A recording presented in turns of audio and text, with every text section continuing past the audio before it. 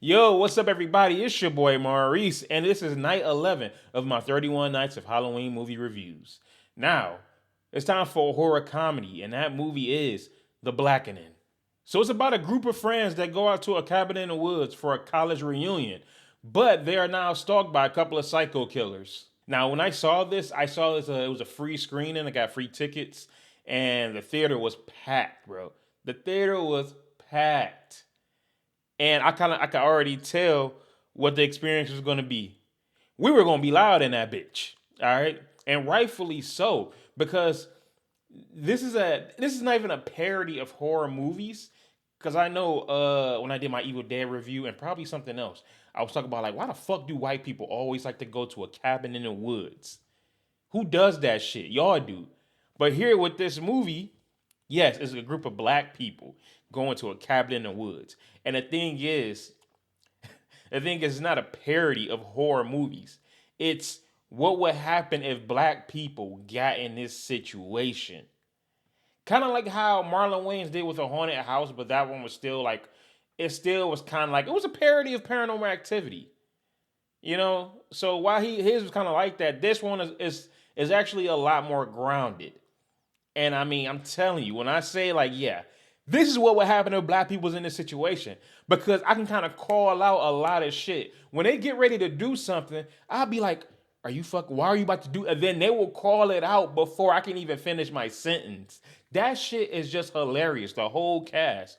The whole cast I loved. I thought everyone was funny as hell. They played their roles perfectly. I mean, hell, just certain stuff they do. It's just like, when what they say, like, one of the things that we always gonna ask is like, hey, who are gonna be there? And I love that they do that because that plays a role into one of the characters' dynamics because one of the characters cheated on the friend's homegirl and all that. So now they back together. So that plays a part, not a big part, but I just love who all gonna be there. I hope this person ain't there. Then boom, they're there. There's the killers, the people that are trying to kill them.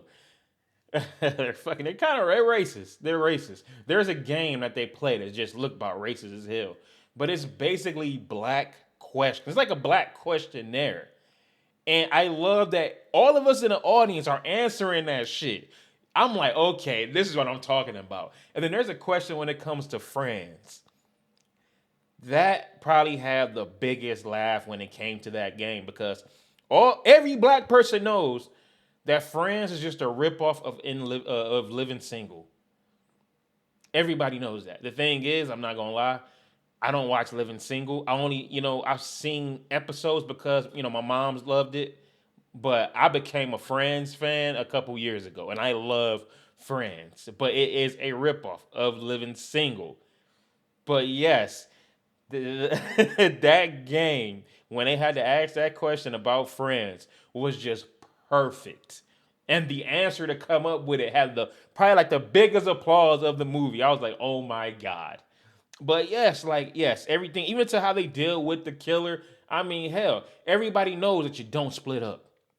Why are you splitting up? When they have to, it's just like they're getting ready to one of the characters is getting ready to throw up because she realized that they have to split up.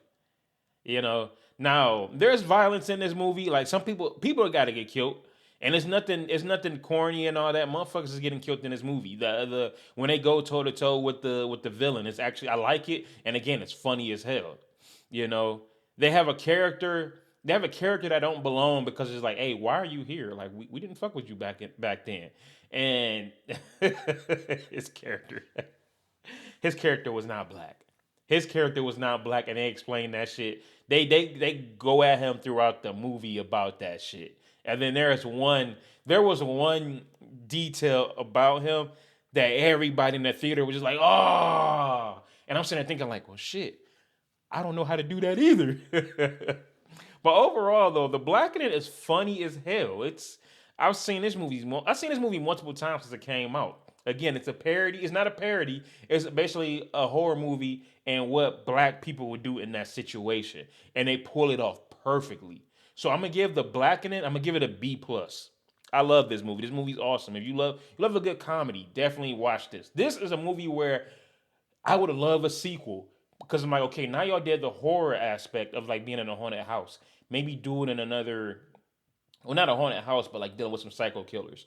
How about do it with, I don't know, try to figure out another horror genre, you know, and try to see if y'all can do a spin on that. Okay, like, okay, we got, you know, paranormal shit. What will we do in this situation or something? If y'all can do that. If not, fine, leave it alone. We're cool with the Blackening.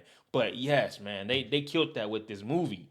So the Blackening, if you've seen it, comment down below. Let me know what you think. Also, while you're down there, hit that subscribe button. Check out my other content, and throw a horror movie that you think I like. Again, it could be a horror comedy, horror action. It could be animated horror. Throw it down there.